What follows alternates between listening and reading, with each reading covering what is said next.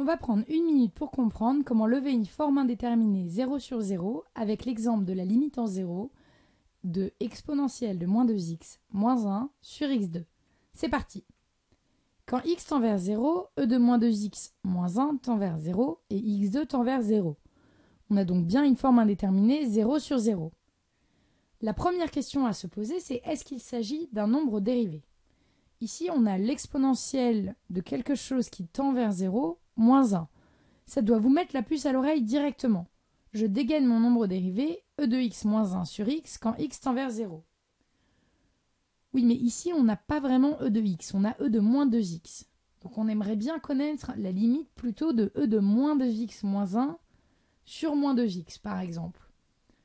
J'effectue un petit changement de variable, je pose u de x égale moins 2x. On regarde la limite de u quand x tend vers 0, elle vaut 0.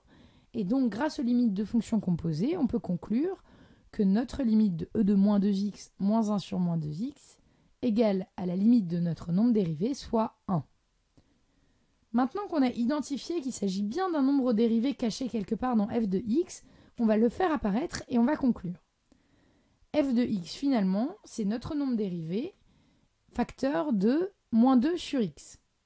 On connaît la limite de notre nombre dérivé, on vient de la calculer, c'est 1. Et quand x tend vers 0, moins 2 sur x tend vers moins l'infini. Ainsi, je peux conclure, la limite de f de x en 0 vaut moins l'infini. Face à une forme indéterminée 0 sur 0, si vous avez une exponentielle de quelque chose qui tend vers 0, essayez de dégainer le nombre dérivé e de x moins 1 sur x quand x tend vers 0. Parfois, un changement de variable est nécessaire pour bien identifier le nombre dérivé. Ensuite, on fait apparaître l'expression et on conclut.